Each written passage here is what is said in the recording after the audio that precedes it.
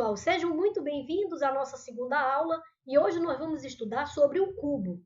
Observem que nós temos vários tipos de paralelepípedo retângulo, pessoal, que nós vamos estudar. Mas agora nós vamos nos reservar a observar as características importantes do cubo, que destaca inicialmente todas as suas faces quadradas, ou seja, esse tipo de paralelepípedo retângulo, a parte fundamental que caracteriza ele ser um cubo é que todas as suas faces são quadradas. Ok, pessoal? E agora nós vamos destacar aqui, eu vou realçar para vocês, a diagonal do cubo, pessoal. O que é isso? A diagonal do cubo, nós vamos destacar em vermelho aqui, para que vocês possam observar que esta diagonal do cubo, que eu estou destacando aqui, não pode ser confundida com a diagonal da base desse cubo, pessoal, que eu vou destacar de verde aqui, ó, ok? Então, observem, esta daqui nós vamos considerar D maiúsculo, e esta da base nós vamos considerar D minúsculo, pessoal, ok? Para a gente não confundir. Então, na hora dos cálculos, quando pedir diagonal do cubo, você está à procura da diagonal representada pela letra maiúscula D. Quando você quiser achar a diagonal da base do cubo, aí você vai prestar atenção exatamente à letra minúscula D. Então, nós vamos agora observar a caracterização das fórmulas que mostram aí essas formas que nós temos como deduzi-las a partir do momento que nós utilizamos algumas características importantes. Então, vejam bem, se nós observarmos, na base aqui, nós temos um ângulo reto em cada um dos cantos dessa base, ok, pessoal? Então, eu vou destacar esse triângulo da base. Observem aí. Eu vou destacar aqui para vocês perceberem o que vai acontecer. Eu tenho um ângulo reto aqui. Esse ângulo reto de 90 graus, eu vou destacar o lado A. É claro que se essas faces são quadradas, então todos os lados são o mesmo valor. Então, também será A. Então, esta diagonal que está destacada em verde aqui, eu vou especificar aqui para vocês entenderem que quando eu aplicar o Teorema de Pitágoras, por que eu posso aplicar o Teorema de Pitágoras, pessoal? Por quê? Eu tenho aqui um triângulo retângulo. Se eu tenho um triângulo retângulo, então eu posso aplicar o Teorema de Pitágoras. Então, opostamente ao ângulo reto, eu tenho o meu lado D. Ok? Este lado D, ele representa a diagonal da base do cubo. Então, quando eu levar essa base ao quadrado, que é a hipotenusa, é o lado maior do triângulo, que está oposto ao ângulo reto, tá? O ângulo reto está aqui. Então, eu sei que eu tenho que somar o quadrado de cada um desses lados, que seriam os catetos do meu triângulo retângulo. Ok, pessoal? Então, aqui, quando eu tirar essa soma, a extração desse D ao quadrado, eu tenho isolado o valor de D como sendo a raiz quadrada de 2 vezes A ao quadrado. Ok, pessoal? Então, quem é a diagonal da base do cubo? Quando eu quiser identificá-la nos meus exercícios e perceber a diferença dela para a diagonal do cubo, ok? Nós não apresentamos aqui na nossa teoria porque nós nos concentramos a mostrar a vocês a diagonal do cubo.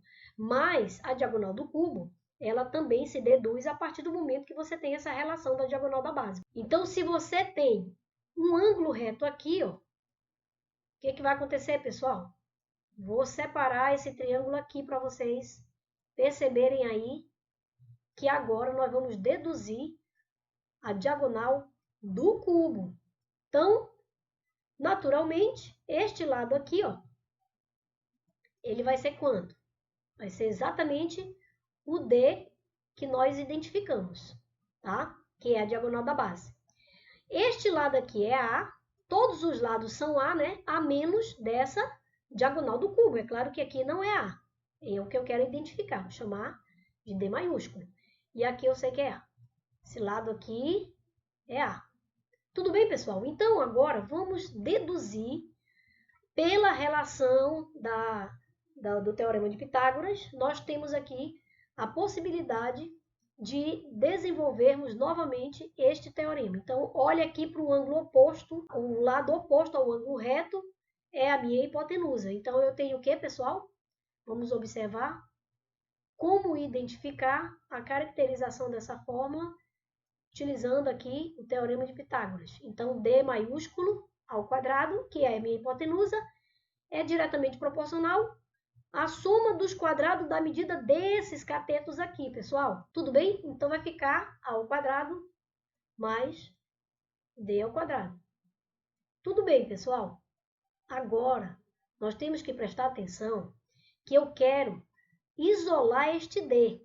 Mas antes de isolar, eu percebo que este A ao quadrado eu preciso repetir. Porém, este D ao quadrado, eu sei quem é, pessoal. Está aqui ele, ó.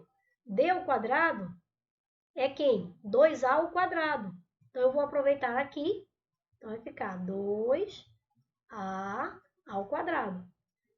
Então, com isso, eu identifico o D ao quadrado como sendo quem agora? A soma, né? Tudo aqui é A, né? Então, eu tenho 1A ao quadrado mais 2A ao quadrado dá 3A ao quadrado.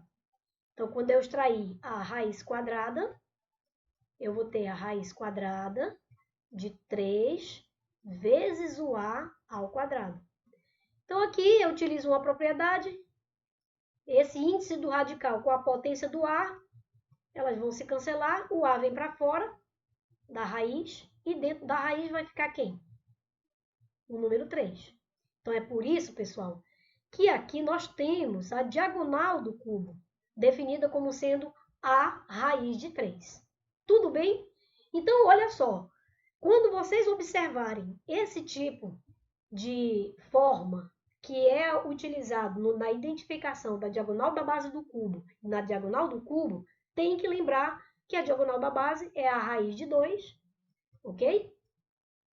E tem que lembrar que agora nós acabamos de apresentar a vocês a diagonal do cubo.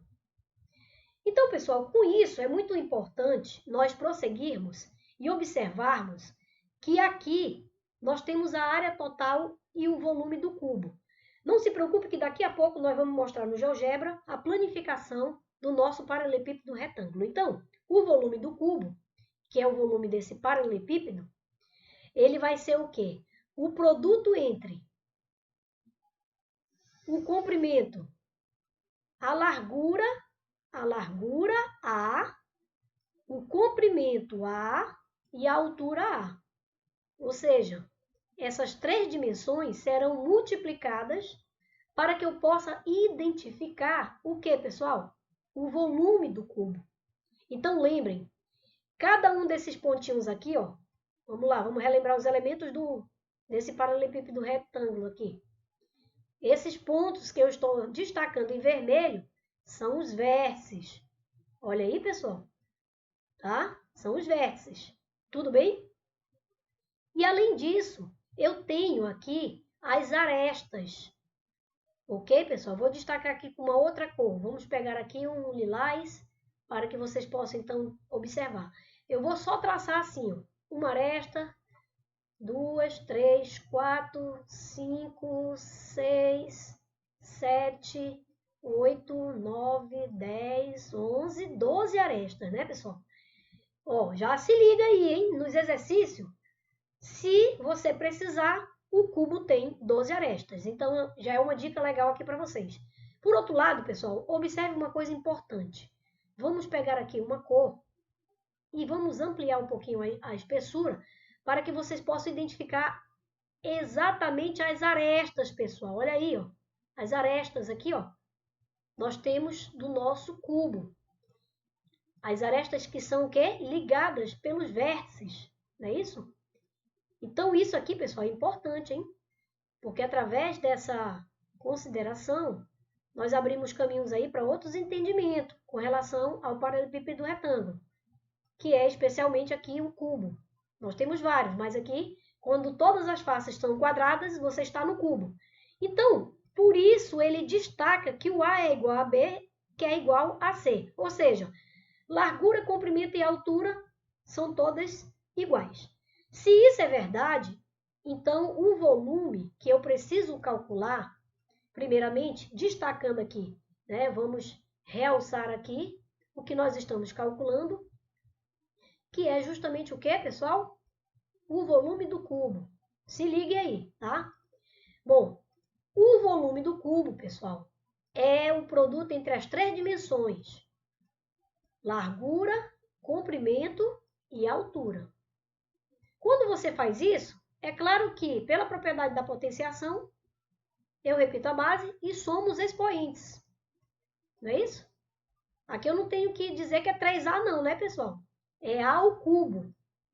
Então, pessoal, o volume do cubo é a aresta elevado à terceira potência.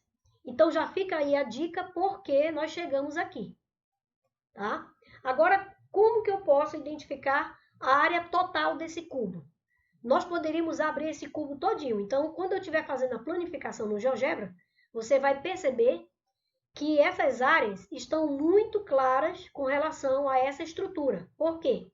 Porque se você observar, você tem essa base aqui, pessoal. Ó, eu vou destacar aqui para não ficar muito riscado, mas se ligue aí, ó. Você tem essa base. E você tem, se você virar o cubo, tá? Você tem essa daqui também, ó. Essa base aqui. Então, na verdade, você tem 2 vezes A ao quadrado, porque a área desse quadrado com mais a área desse quadrado dá 2 vezes a área desse quadrado, ok? E aí, como você tem as laterais, que dão 4A ao quadrado, porque você tem 4 áreas de quadrados aí, então vai dar o quê, pessoal? 2A ao quadrado com mais 4A ao quadrado vai dar o quê? 6A ao quadrado, ok? E aí ele fez aqui de uma forma o quê? Destacando as áreas passo a passo, ou seja, A vezes B, onde A é igual a B.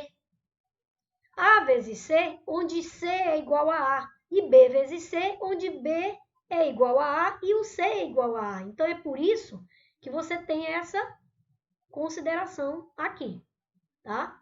Bom, com tudo isso, pessoal, eu consigo, então, determinar a área total do cubo, que é 6 vezes a área de um quadrado.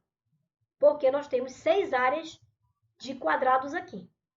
Então, nós temos aí a área total, nós temos o volume do cubo e nós temos aqui, ó, a diagonal do cubo e a diagonal da base do cubo. Ok, pessoal? Então, pessoal, vamos observar a planificação do cubo aqui no GeoGebra. Eu estou utilizando a versão Classic e aqui nós temos a janela 2D. Eu vou aqui, então, inicialmente, fechar essa janela e vou abrir a janela 3D para que nós possamos visualizar o que nós queremos. Eu vou fechar, então, a janela 2D. Aqui na minha barra de entrada, eu vou considerar o sólido que eu vou trabalhar nessa planificação. Mas antes disso, vamos tomar aqui 2 pontos aleatórios. Eu vou pegar aqui o ponto na origem e distando desse ponto algumas unidades, você pode escolher aí aleatoriamente, eu vou escolher aqui como sendo 5, por exemplo. E aí esses 2 pontos vão ser o meu parâmetro e aqui eu já posso dizer que a aresta do meu cubo é 5. Aqui na barra de entrada, você pode escrever cubo. Observem aí que o GeoGebra ele já te dá um norte com relação às opções que você pode utilizar. Eu vou escolher essa primeira, cubo quadrado, e aqui eu vou colocar os pontos que eu estou destacando, pessoal, o ponto A e o ponto B. Então, observe que o cubo automaticamente já foi criado aqui na minha janela 3D. Agora, o que nós queremos observar por meio do cubo? Pessoal, é importante nós observarmos essa planificação, porque abre caminho de uma intuitividade geométrica mais expansiva com relação a essa visualização.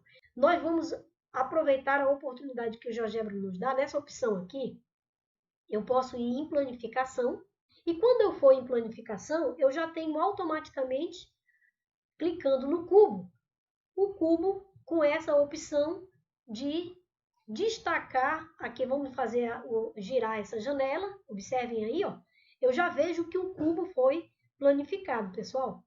E aqui, quando você utiliza essa opção, que o GeoGebra lhe dá, da planificação, automaticamente ele cria um controle deslizante.